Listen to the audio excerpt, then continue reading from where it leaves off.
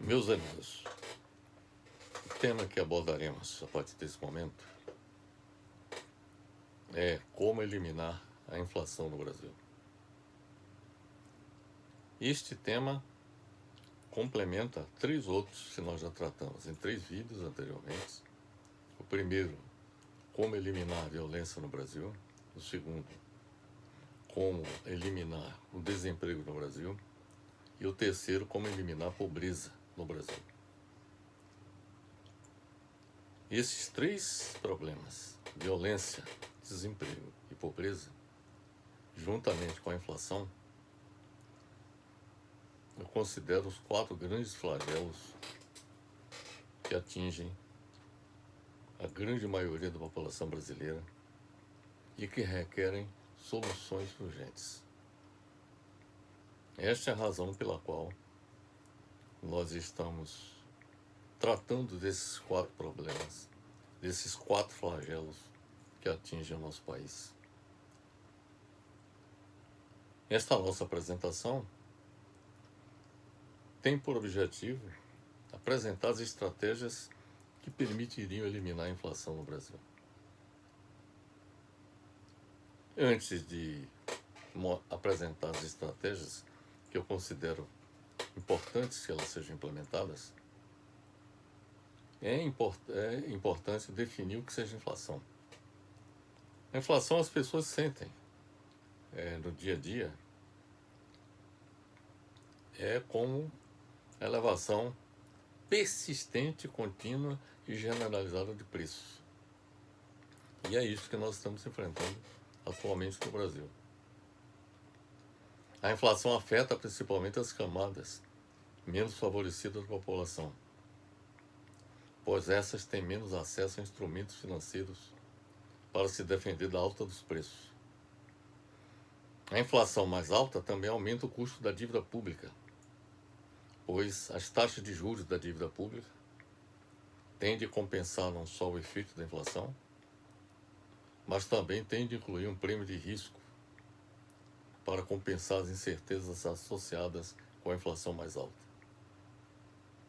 A inflação se apresenta como mais um dos flagelos que atingem a população brasileira no momento atual.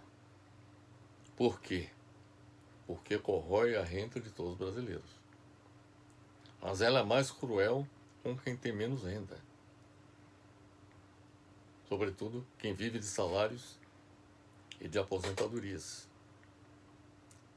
Para os mais pobres, os aumentos nas contas de luz, gás, aluguel e nos preços dos alimentos contribuem para a sua insegurança alimentar, ao ponto de milhões de brasileiros acordarem sem saber se conseguirão a próxima refeição.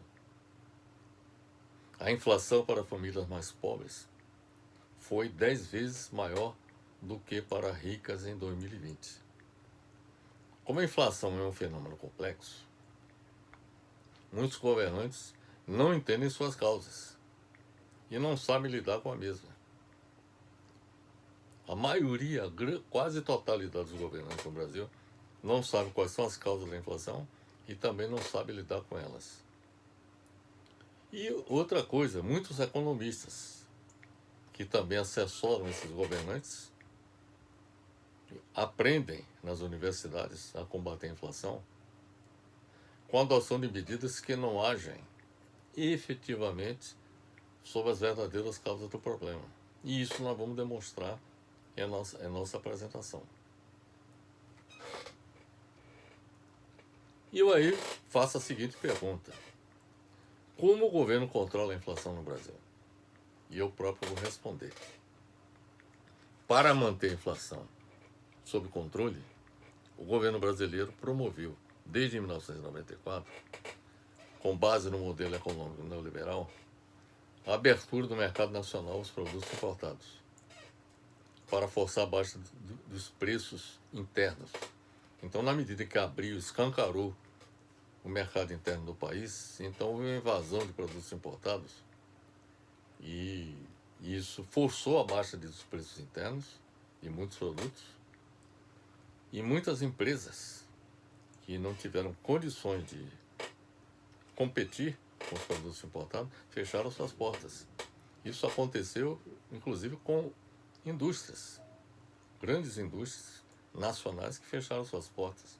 E isso explica a desindustrialização que está acontecendo no nosso país.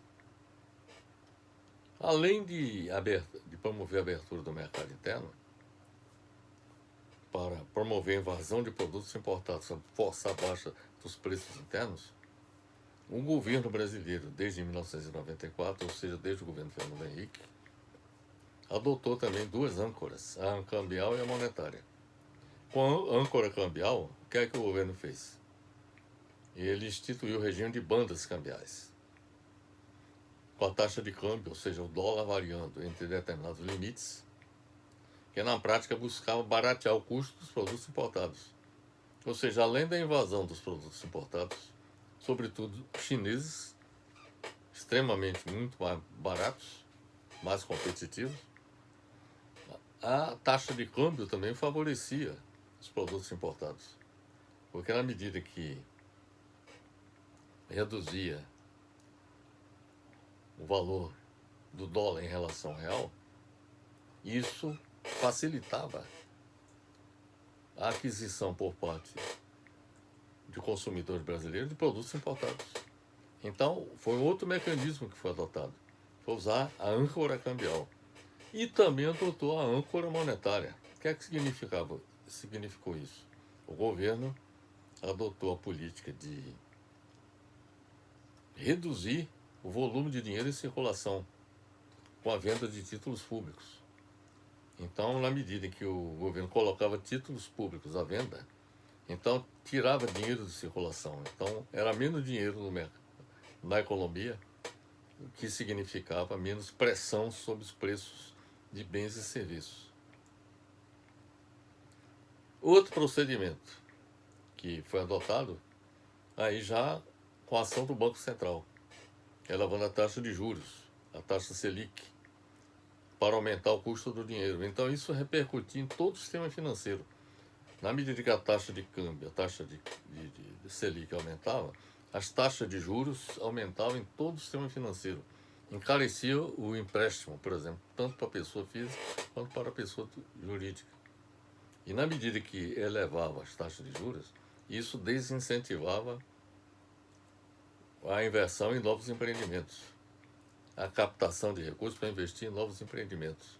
E então isso significava também menos pressão sobre os preços, porque na medida que novos empreendimentos são implementados, isso pressiona o mercado em termos de aumento da massa salarial, que tem que contratar pessoas, aqui se compra de materiais, seja materiais em geral ou matérias-primas, insumos, de modo que uma forma de evitar que isso aconteça significa aumentar a taxa de juros. Na medida que as taxas de juros se elevam, muita gente deixa de investir por conta do custo do financiamento daquele empreendimento que pretendia desenvolver. E além disto, o Banco Central aumentou o nível das reservas compulsórias dos bancos. Tem aumentado o nível das reservas dos bancos. Porque o problema é o seguinte, todos os bancos têm o total de depósitos bancários que ficam lá. Então o governo obriga que 20%, por exemplo, dos depósitos bancários eles sejam guardados no Banco Central. Então, com isso, diminui a quantidade de recursos que o banco teria para financiar, para emprestar, como também de recursos que o banco poderia utilizar para realizar seus investimentos. Então, esta era uma política que foi adotada desde 1994. A partir de 1999, foi adotado o regime das metas de inflação, em que as autoridades monetárias se comprometem a cumprir metas estabelecidas para o ano corrente e o próximo. Uma das formas de buscar atingir as metas de inflação é por meio da taxa Selic, taxa básica de juros da economia, conforme nós já explicamos. Ao elevar os juros, o governo aumenta o custo do dinheiro, faz cair a procura por produtos e serviços à venda e, consequentemente, busca promover a queda da inflação. Como os juros encarecem o crédito, as empresas precisam de mais dinheiro para quitar as dívidas. E isso pode ocasionar um aumento no preço do produto final, alimentando o processo inflacionário. O que eu quero dizer é o seguinte: uma medida que visa impedir que haja elevação da inflação, ou seja, o aumento dos preços internos, com a elevação da taxa de juros, a curto prazo, proporciona esse efeito. Mas, a médio e longo prazo, isso pode ocasionar um aumento do preço do próprio produto final. Digamos assim, do empresário que resolve investir, por exemplo, ele pode até, ao invés de deixar de investir, que é a intenção do governo, de que haja desincentivo a novos investimentos, o empresário resolve investir pagando aqueles juros elevados que foi estabelecido. Mas ao pagar os juros mais elevados, o preço do produto final daquele empresário que adquiriu aquele financiamento vai ser elevado, porque ele vai transferir para o consumidor os custos financeiros que ele assumiu para implementar aquele empreendimento. Esta sistemática de controle da inflação pelo governo tem sido extremamente ineficaz, porque além de não controlar efetivamente a inflação, porque atua sobre os sintomas e não sobre as verdadeiras causas do problema, tem sido danosa para a economia nacional, ao levar o país à recessão, à queda dos investimentos, à desindustrialização, ao aumento do desemprego e à elevação da dívida pública. O que eu quero dizer é o seguinte: as medidas que o governo adota é como, por exemplo, fazendo uma analogia com o médico que vai tratar de um paciente. Aí ele adota uma série de medicamentos e receita uma série de medicamentos para aquele paciente que vai promover uma melhora no quadro da doença daquele paciente. Mas aqueles remédios que ele estaria aplicando estaria comprometendo o conjunto da saúde do paciente. É mais ou menos isso o que essa sistemática de controle da inflação adotada pelo governo brasileiro desde 1994 traz para o país. E são essas consequências, conforme há pouco lhes falei. Ela traz, como já lhe disse,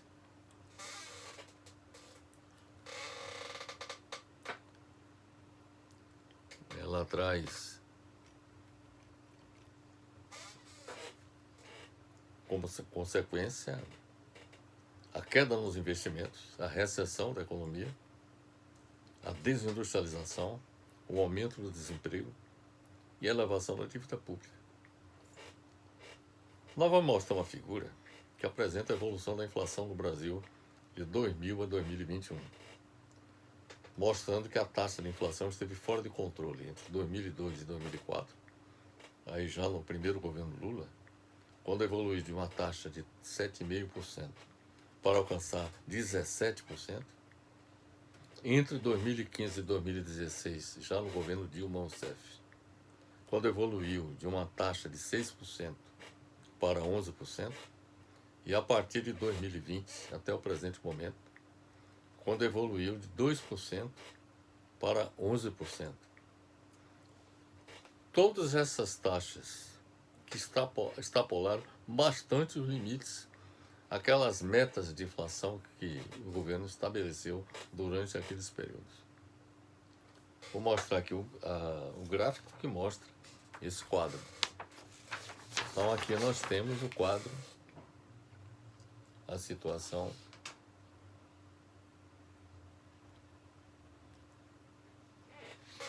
aqui nós temos a situação entre 2002 e 2003, em que a inflação pulou de 2% ao ano para 17%. Depois, durante o governo Lula, ela se manteve estável na faixa de 5%, entre 5% e 6%, nessa faixa aqui. Mas a partir de 2014, nós passamos a ter um outro problema. Quer dizer, a inflação extrapolou os limites e avançou para 11%. Esse número que aqui está, entendeu? Atingiu, quer dizer, evoluiu de 6%, evoluiu de 6% para atingir 11%. Com a saída de Dilma, com a deposição de Dilma Rousseff em 2016 e a ascensão ao poder de Michel Temer, então foram adotadas todas essas medidas restritivas que fizeram com que a taxa de inflação caísse bastante, atingindo uma média de 4%, e que se manteve estável, por exemplo, até 2020, e a partir de 2020 a inflação voltou a crescer, evoluindo de 2% para 11% em 2022, que é esse quadro que aqui está.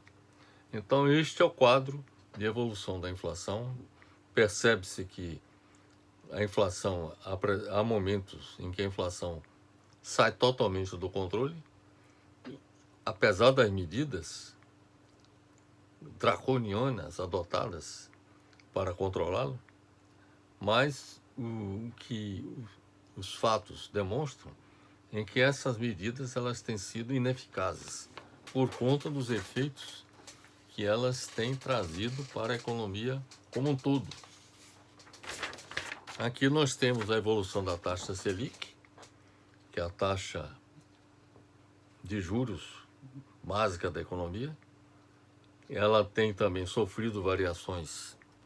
De modo geral, a taxa Selic se eleva quando existe uma elevação da taxa de inflação.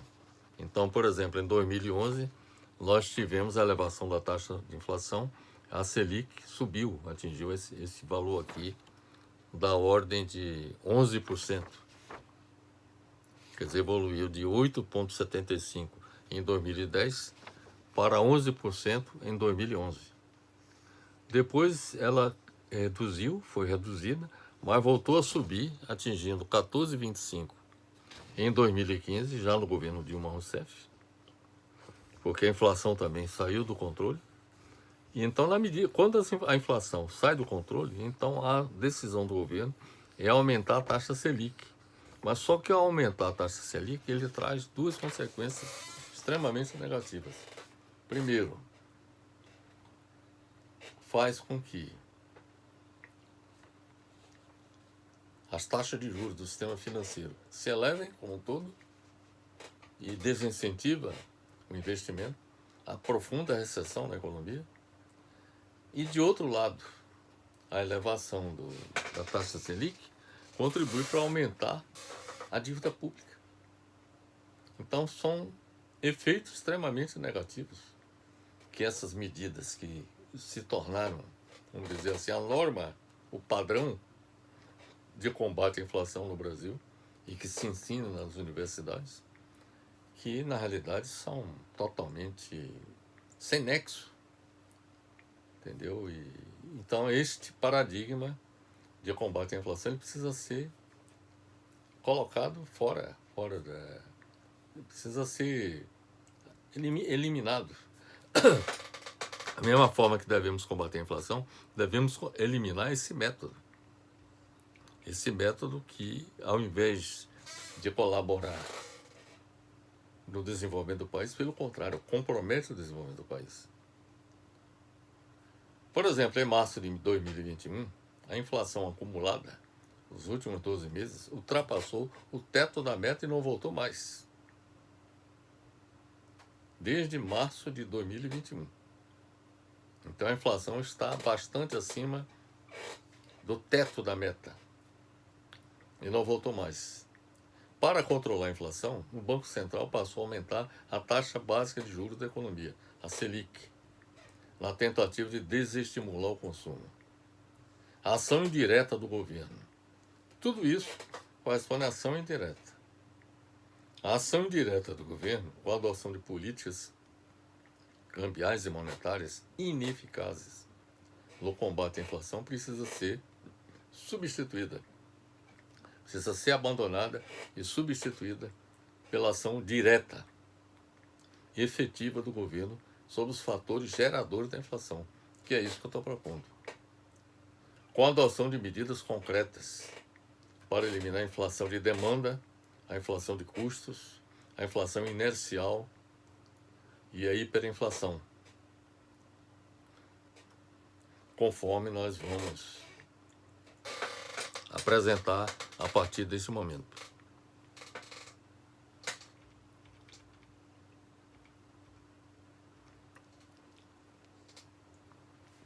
Bem, uma observação que eu queria fazer é o seguinte, que há 5 tipos de inflação.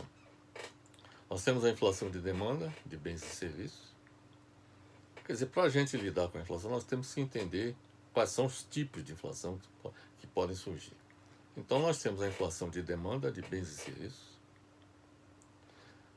E isso acontece do lado da demanda, ou seja, do lado dos consumidores, do lado do mercado, vamos dizer assim, de consumo. Segundo, a inflação de custos de produção, aí acontece do lado da produção. Terceiro, temos a inflação monetária. Isso tem que estar relacionado com o governo. O governo pode ser gerador de inflação. No primeiro caso, a inflação de demanda é a inflação provocada pelos consumidores, na medida que ele pressiona a demanda. No segundo caso, a inflação de custos de produção é provocada pelas empresas, na medida em que essas empresas não contribuem no sentido de reduzir seus custos. E na medida que não reduz os custos, então esses custos crescem e aí a inflação de custos aparece.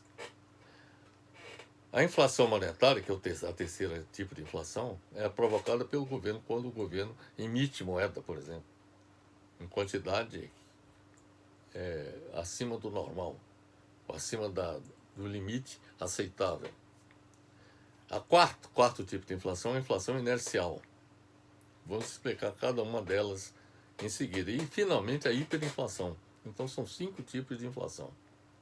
Vou falar sobre a inflação de demanda de bens e serviços.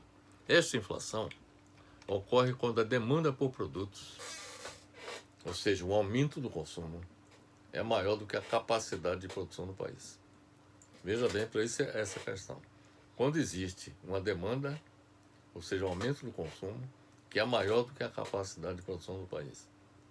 Para lidar com a inflação de demanda de bens e serviços, o governo brasileiro tem adotado medidas que visam arrefecer a demanda, aumentando a taxa básica de juros, que é a taxa Selic, para dificultar o acesso da população a empréstimos e financiamentos e assim reduzir o consumo, conforme nós já mostramos antes.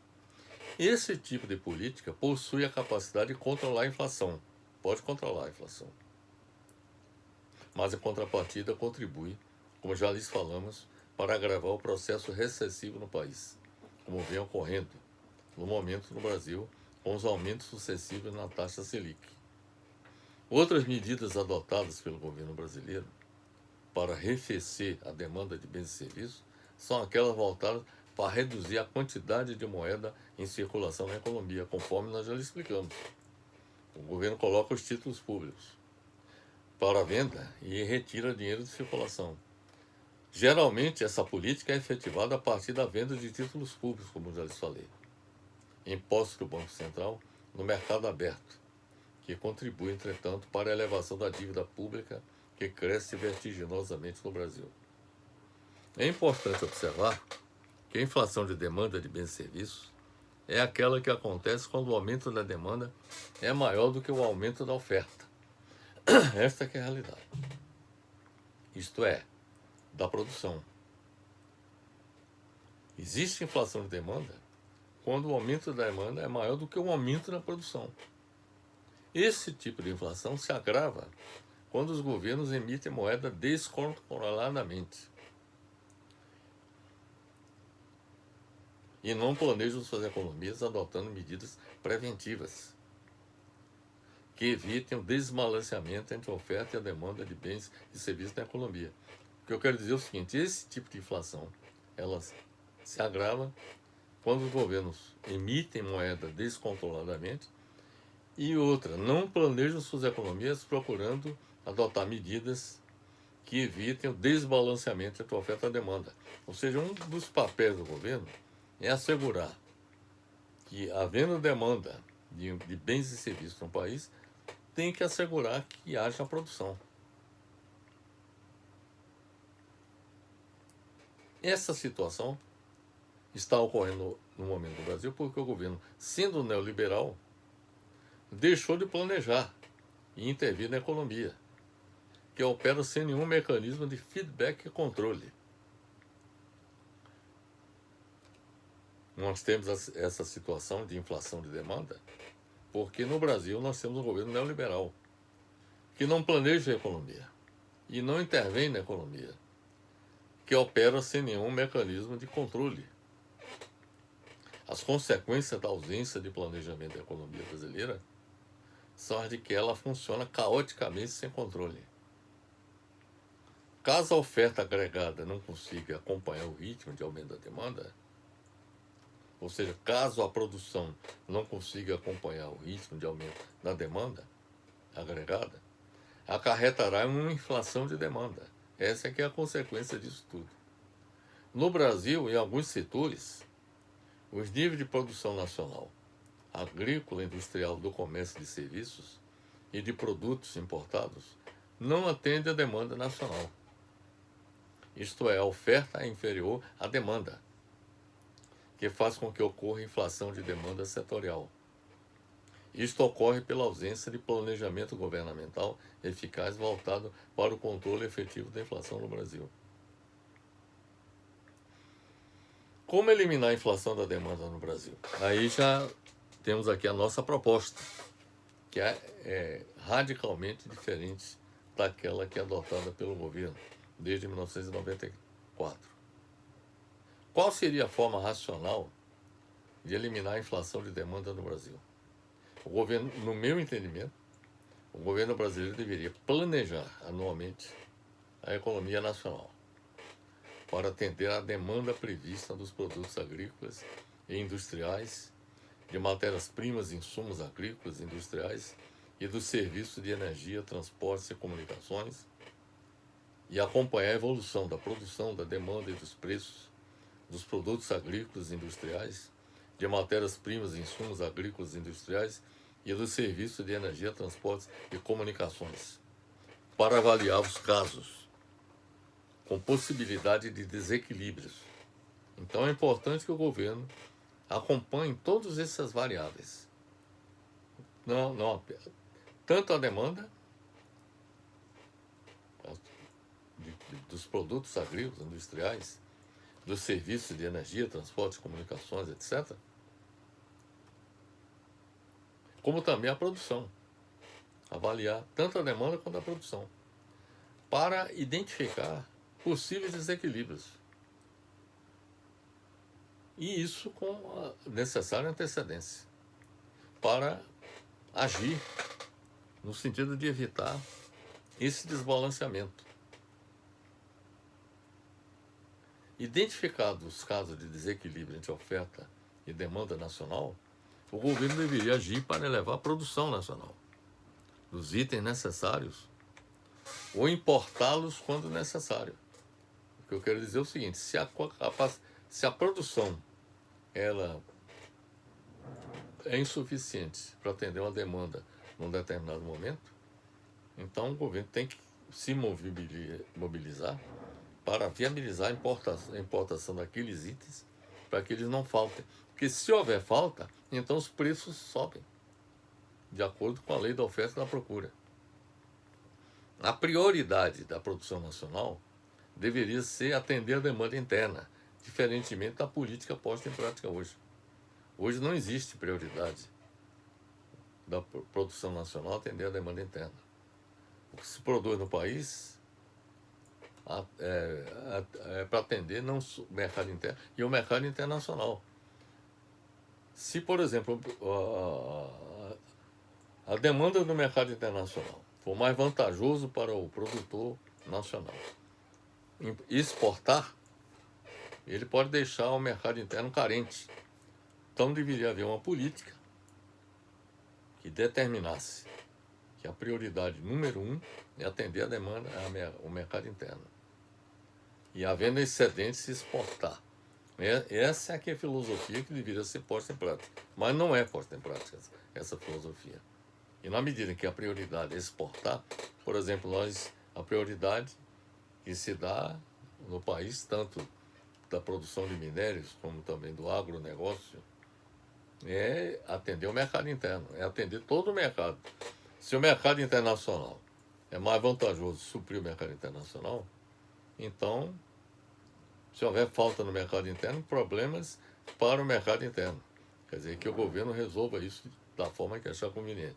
Eu acho que, no caso específico, deveria haver uma política orientada nesse sentido. Então, a prioridade da produção nacional é atender a demanda interna. Só quando houver excedentes de produção é que seriam exportados. O governo deve planejar com antecipação o nível de estoque também de produtos agrícolas e industriais, de matérias-primas e insumos agrícolas e industriais e do serviço de energia, transportes e comunicações para evitar sua falta e, consequentemente, evitar a inflação de demanda. Lamentavelmente, nada disso é feito no Brasil. Para eliminar a inflação de demanda, é preciso, portanto, adotar políticas econômicas que contribuam para elevar a produção interna, nacional, agrícola e industrial para atender a demanda nacional e produzir excedentes para exportação. Manter o nível de estoque de produtos agrícolas necessário para evitar sua falta, estabilizar os preços dos produtos agrícolas, muitos deles sujeitos à variação do clima.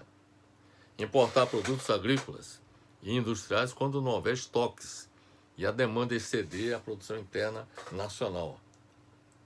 Manter o nível de estoque de matérias-primas e insumos agrícolas e industriais necessário para estabilizar seus preços. Importar matérias-primas e insumos quando não houver estoques e a demanda exceder sua produção interna, ou seja, produção nacional.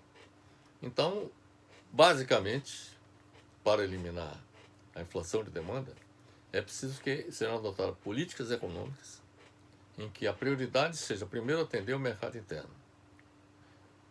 Havendo excedentes, exporta para o exterior.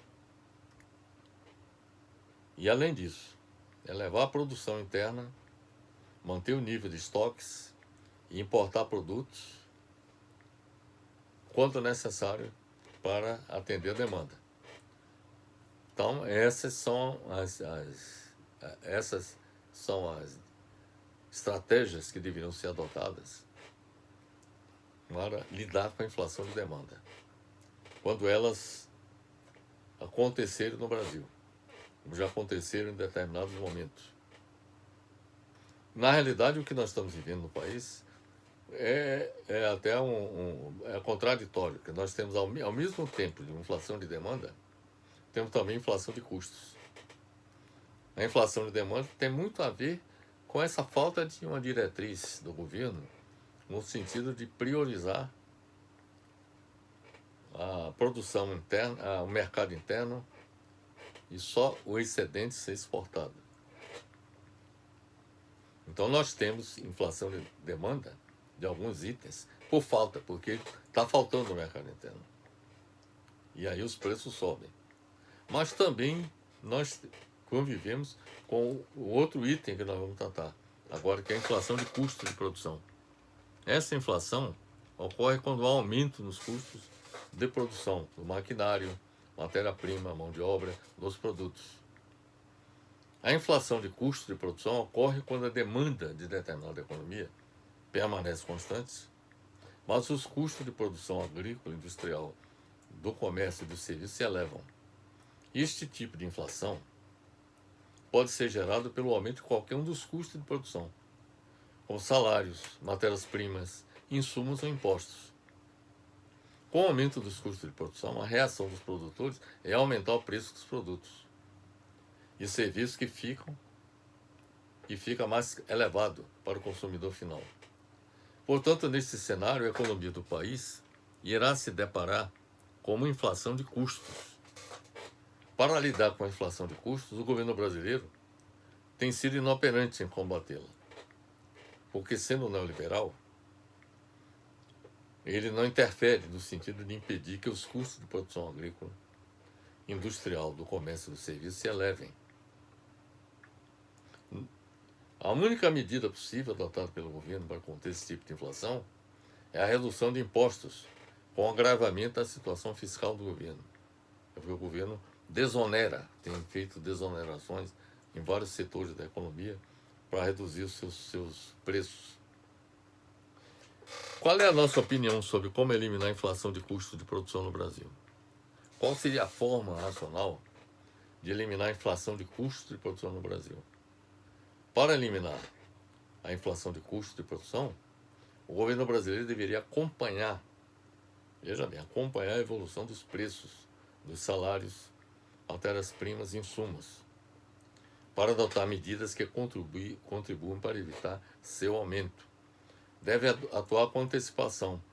De modo geral, esses custos de matérias-primas e insumos, eles podem ser provenientes de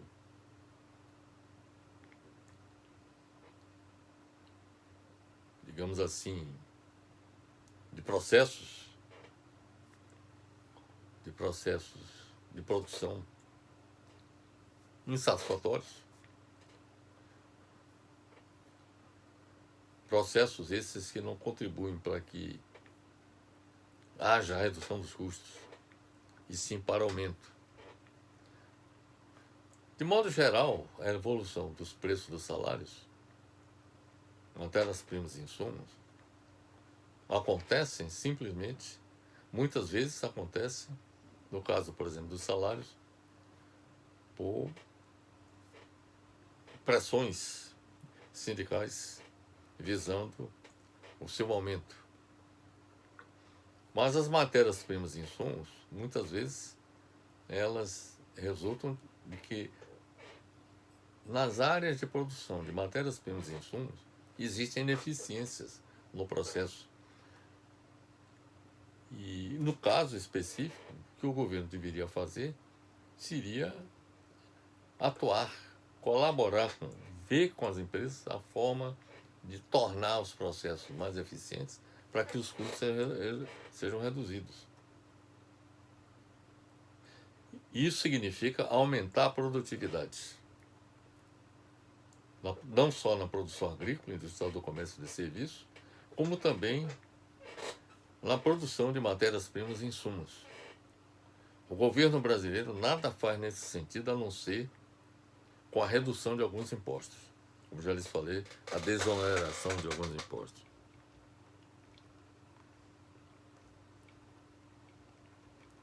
A inflação de custos de produção no Brasil resulta fundamentalmente do seguinte: primeiro, da elevação dos custos de produção agrícola, industrial, do comércio e de serviços, que crescem devido ao aumento dos salários, dos preços das matérias-primas, insumos, energia elétrica, derivados de petróleo utilizado na produção, entre outros. Então, se você quer reduzir, evitar a inflação de custos, tem que atuar no sentido de que não haja aumento, que esses processos se tornem mais eficientes e, com isso, haja redução de custos. Um outro fator que contribui para a inflação de custos no Brasil é a elevação dos custos no suprimento de energia elétrica, que aumentam devido a fatores climáticos. Por exemplo, no Brasil, com a estiagem, isso promoveu uma redução do nível de água nos reservatórios das hidrelétricas, e o governo adotou a política de produzir energia utilizando as termoelétricas, a gás ou a derivada de petróleo. E o resultado foi o aumento dos preços da energia elétrica, da produção de energia elétrica. Então o governo tem que buscar soluções técnicas, tecnológicas, que permitam evitar que esse problema da estiagem obriga a utilizar as termoelétricas. Tem que buscar outras soluções de mais baixo custo e utilizar sistemas elétricos, quer dizer, promover mudança no sistema elétrico que contribua para reduzir os custos. Quer dizer, é importante que o custo da infraestrutura de energia, transportes e comunicações sejam reduzidos da melhor forma possível, utilizando processos de produção mais econômicos.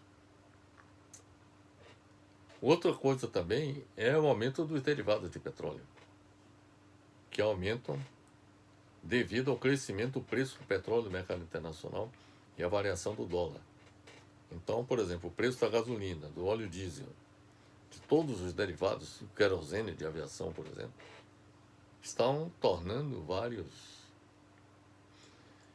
empreendimentos inviáveis nas condições atuais. Então o governo deveria atuar no sentido de evitar esses aumentos. No caso específico dos derivados de petróleo, o problema está relacionado com a dependência, quer dizer, a política de preços da Petrobras, que estabeleceu uma correlação com o aumento do preço do barril de petróleo no mercado internacional. Então, todo aumento de preço do barril de petróleo no mercado internacional é repassado para os preços dos derivados de petróleo no mercado interno. Então, na medida que existe esse problema, no caso específico da Petrobras, o que o governo deveria fazer é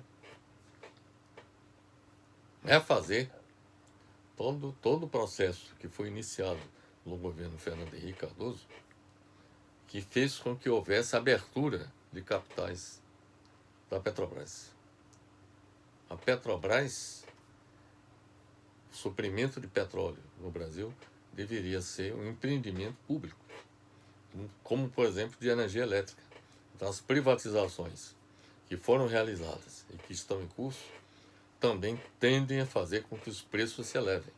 Então, a privatização é o responsável pelo aumento do preço da energia elétrica, do preço dos derivados de petróleo. E se pretende baixar os preços desses insumos energéticos, teria que haver uma mudança na estrutura acionária dessas empresas, de tal maneira que elas passassem a se colocar a serviço dos interesses da população brasileira e de seu setor produtivo. Na medida em que a privatização acontece, prevalecem os interesses privados em detrimento dos interesses públicos. Então, nas condições atuais do Brasil, muito dificilmente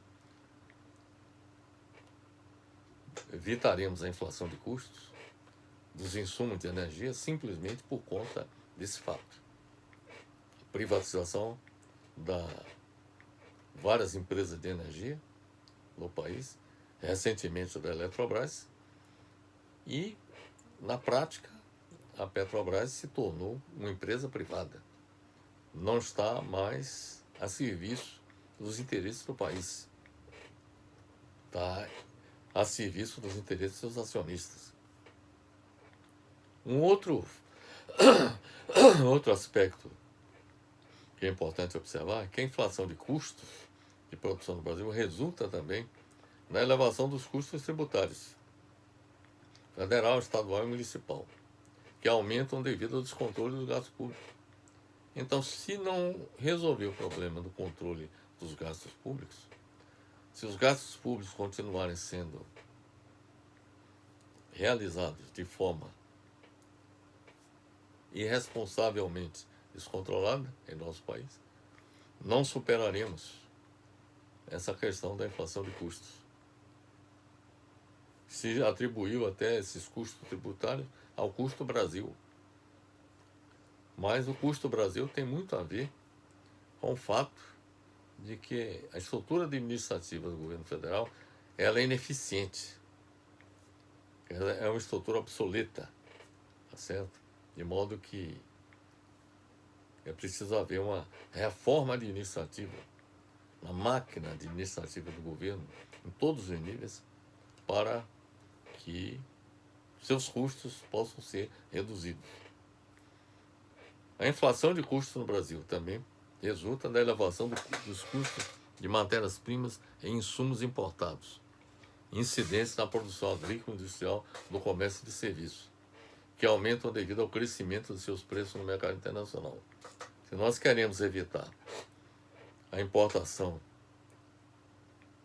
de matérias-primas e insumos cujos preços crescem a cada dia no mercado internacional, o que nós devemos fazer é adotar uma política de substituição de importações, para passar a produzir internamente aquilo que é importado. E também uma forma de contribuir para combater a inflação de custos seria a elevação, um dos fatores, digo melhor, que contribuem para a elevação da inflação de custos é a elevação dos custos do sistema financeiro, que aumentam devido ao crescimento da taxa Selic pelo Banco Central, adotado para controlar a inflação e dos juros bancários dela resultantes. Então, tudo isso conspira contra o controle da inflação. Para eliminar a inflação de custos de produção, é preciso adotar as políticas econômicas seguintes: reduzir os custos de produção agrícola e industrial do comércio de serviços, aumentando sua produtividade, ou seja, a eficiência com a melhoria dos processos de trabalho e o uso de tecnologias avançadas. Essa é uma forma de tornar os processos mais eficientes. Aumentar a produtividade na produção de matérias-primas, insumos e energia, utilizada na agricultura, indústria, comércio e serviços para reduzir seus custos. Aumentar a produtividade da mão de obra utilizada na agricultura, indústria, comércio e serviços, com o aumento de sua capacitação técnica para reduzir seus custos. Quanto mais produtivo for o trabalhador, maior eficiência haverá com relação ao processo em que ele esteja inserido, processo de trabalho em que ele esteja inserido.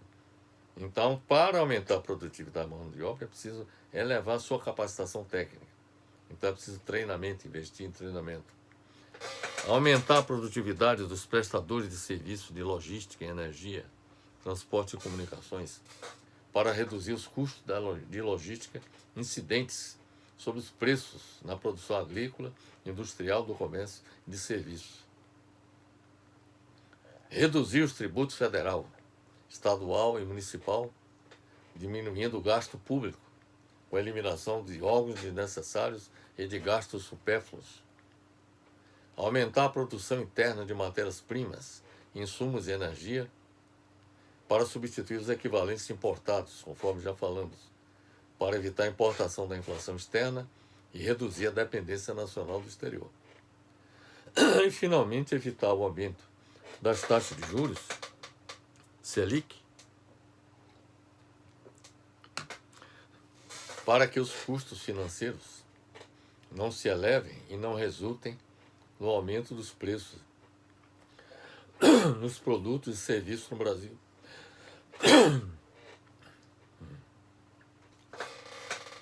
Então, essas são as considerações, meus amigos, que eu tenho que fazer com relação à inflação de custos.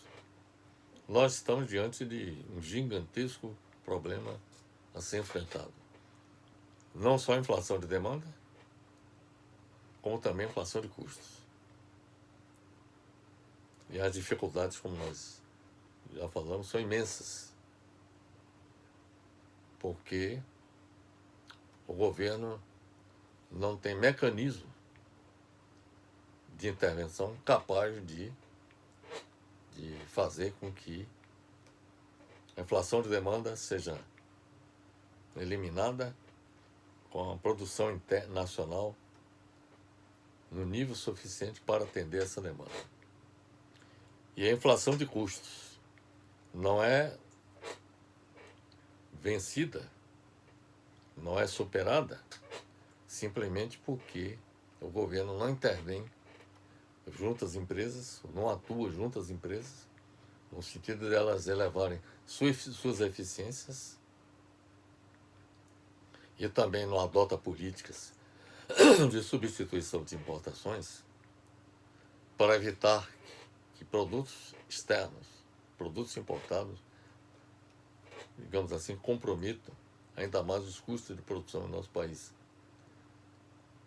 Além de o governo não colaborar com as políticas que adota atualmente, no sentido de evitar o aumento das taxas de juros, Selic. Então, meus amigos, esse quadro de combate à inflação de demanda, inflação de custos, é uma tarefa que, para ser enfrentada, significa o abandono dos métodos de combate à inflação adotados atualmente e a adoção das medidas que nós acabamos de propor. Bem, um outro tipo de inflação que nós temos no nosso país, já houve na história do Brasil vários momentos em que isso aconteceu, que é a inflação monetária. Essa inflação ocorre quando há emissão da moeda fora de controle por parte do governo. Esta situação já ocorreu em vários momentos da história do Brasil, sobretudo na segunda metade do século XX, quando a emissão de moeda contribuiu para a hiperinflação. Isso que é um problema, que a emissão descontrolada da moeda pode contribuir. Contribuir para a hiperinflação. Contribuiu para a hiperinflação das décadas de 1980 e 1990. Acredita-se que o aumento do dinheiro em circulação, sem um aumento da produtividade, ocasiona na perda do poder de compra, ou seja, no aumento da inflação. E é isso que acontece quando o governo emite moeda descontroladamente. A inflação monetária normalmente causa da inflação de demanda. Geralmente, a inflação monetária é causa da inflação de demanda, conforme nós já apresentamos anteriormente. Uma outra inflação que existe é a inflação inercial. Ela se refere à memória inflacionária. E isso já aconteceu em vários momentos na história do Brasil e está acontecendo no momento também.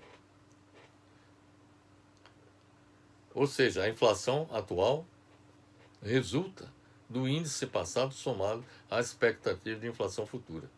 E é isso que muita gente está fazendo. Então, na hora de você determinar o seu preço,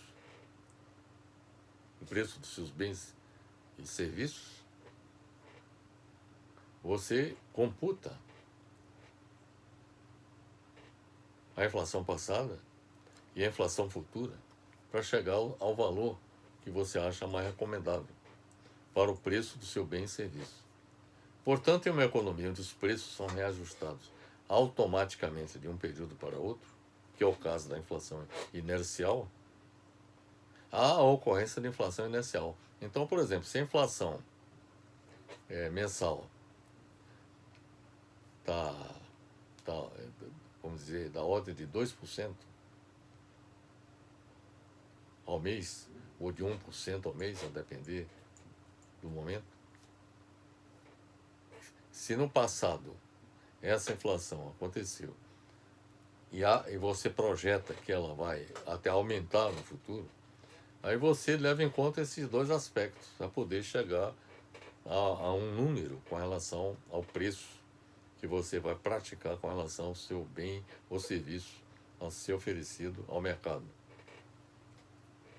Para evitar a inflação inercial, é preciso evitar a indexação de preços. Por exemplo, o governo não percebo nenhum empenho do governo, no momento atual, em impedir que esse tipo de iniciativa aconteça. Outro tipo de inflação é a chamada hiperinflação. A hiperinflação é um nível de inflação considerável muito acima do tolerável. Além da alta elevada dos preços, este cenário tende a gerar uma forte desvalorização da moeda e pode gerar recessão econômica. Quando a economia atinge a hiperinflação, considera-se que a inflação está fora de controle. O Brasil já enfrentou em vários momentos de sua história o problema da hiperinflação, como o que antecedeu a criação do Plano Real de Estabilização da Economia Brasileira na década de 1990. É oportuno observar que, além da inflação de demanda, inflação de custos, inflação inercial e hiperinflação, há também o fenômeno da deflação, que é o efeito inverso da inflação nos preços. Ou seja, ocorre a deflação quando há uma queda nos preços na economia. Apesar de a alta inflação ser um fator negativo, a deflação também pode gerar efeitos tão negativos quanto a inflação na economia de um país. A deflação pode ser gerada pelo aumento da oferta maior do que a demanda. Então, quando existe uma produção maior do que a demanda, isso gera deflação, baixa de preços. Ou seja, quando há excesso de bens na economia e os produtores são levados a baixar seus preços. Contudo, outro fato que pode ser gerador da deflação é uma queda na demanda. Então, se existe uma queda na demanda, e isso pode acontecer, por exemplo, como nas condições atuais em que nós estamos vivendo, em nosso país, devido à perda do poder aquisitivo da população. Então, isso contribui para que haja uma queda da demanda. E isso pode contribuir para que haja deflação, para que ocorra deflação. E uma queda na demanda e, consequentemente, a ocorrência da deflação pode ser um dos primeiros sinais de uma recessão econômica. A queda na demanda e nos preços pode gerar uma queda na produção, a qual, por sua vez, geraria um aumento no desemprego. Então, esses são os efeitos que a deflação proporciona. Pelo que nós acabamos de apresentar, vamos aqui sintetizar, afirmando o seguinte, que o controle da inflação pelo governo brasileiro tem sido extremamente ineficaz. Porque, além de não controlar efetivamente a inflação, porque atua sobre os sintomas e não sobre as verdadeiras causas do problema, tem sido danosa. Ou seja,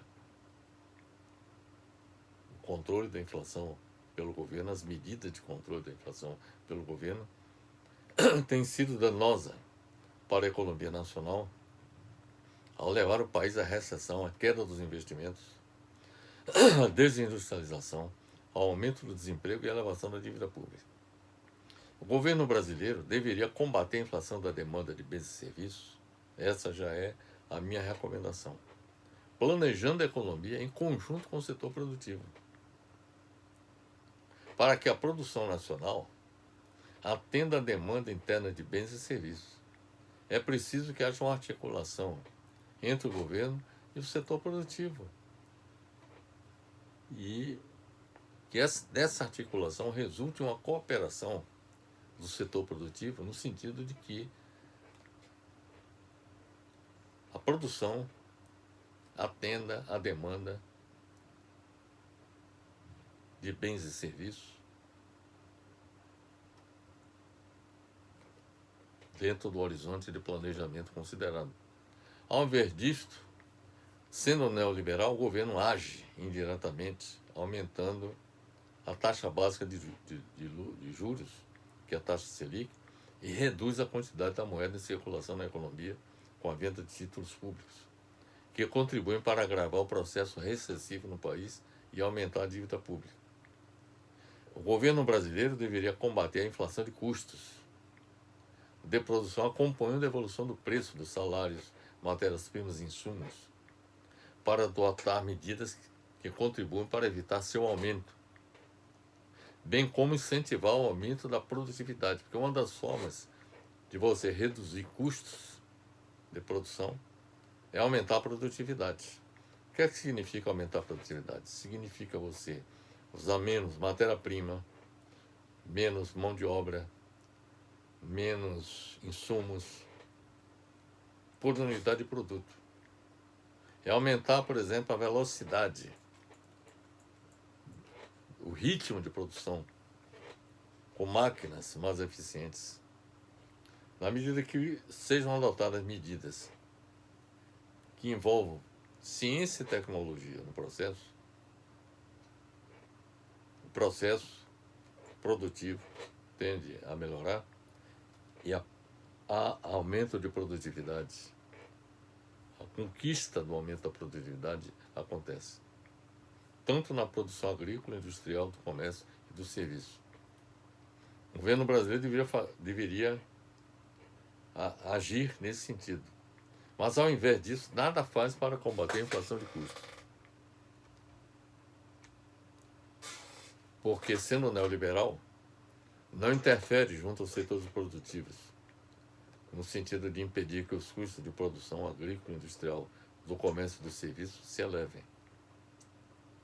Portanto, meus amigos, fica demonstrado que a estratégia atual do governo brasileiro de combate à inflação no Brasil é ineficaz, por não controlar efetivamente a inflação. Isso significa dizer que o modelo econômico neoliberal que preside as ações do governo brasileiro na economia desde 1990 precisa ser abandonado imediatamente e substituído pelo modelo nacional desenvolvimentista de base keynesiana, que faria com que o governo passasse a exercer um papel ativo no planejamento da economia nacional, que com mecanismo de feedback e controle combateria com sucesso a inflação de demanda e de custos, evitaria a hiperinflação e promoveria o desenvolvimento nacional. Então essas, meus amigos, são as observações que eu tenho a fazer. Espero que tenha sido claro em nossa apresentação com relação a como eliminar a inflação no Brasil. Como vocês devem ter visto, é um problema de alta complexidade, porque em uma economia existem vários atores. Quer dizer, além do governo, nós temos as empresas, temos os consumidores, temos também o meio ambiente que interfere no processo, como, por exemplo, no caso da estiagem, que reduziu o nível de água dos reservatórios e contribuiu para elevar os custos da energia elétrica, na medida em que o governo teve que acionar as termoelétricas. Mas o que eu quero dizer é o seguinte, é que é um processo de alta complexidade, é um processo que requer competência do enfrentamento do problema e, sobretudo, determinação no sentido de evitar que a demanda supere a produção interna e de evitar que os custos de produção ultrapassem os limites a partir do qual passaria a haver inflação de custos, com a adoção de medidas de natureza tecnológica, sobretudo tecnológica, para aumentar a produtividade dos sistemas de produção, de comércio e de serviço. Isso requer, evidentemente, que para que isso aconteça, é necessário que haja um governo que seja ativo, atuante, perseverante na busca de fazer com que a inflação, nem a inflação de demanda, nem de custos, nem a inflação inercial, nem a inflação monetária, nem a hiperinflação aconteça no nosso país. De modo geral, esses desequilíbrios que acontecem, tanto em termos de produção, em relação à demanda, quanto dos custos de produção, isso resulta da falta de planejamento. Então, o governo tem que ser ativo e determinado no sentido de planejar a economia e também exercer o controle dessa economia com mecanismos de feedback que permitam atuar os pontos de desequilíbrios e, com isso, fazer com que a economia funcione na plenitude. Portanto, meus amigos, essas são as considerações que eu queria fazer e dizer que com isso nós completamos essa série de temas que são urgentes no momento atual do nosso país. E esta urgência deveria ser cobrada de todos os candidatos à presidência da República, governador, parlamentares federais e estaduais, a fim de que todos eles se comprometam a eliminar esses 4 flagelos que atingem a população brasileira. Nós devemos eleger candidatos a presidente da República, governador, deputado federal, deputado estadual, governador e senador que estejam comprometidos com a solução desses problemas, com a adoção de medidas como aquelas que estão sugerindo e que nós sugerimos em nossa apresentação. É esta a mensagem que eu gostaria de deixar no final para todos vocês e deixar meu abraço fraternal para todos.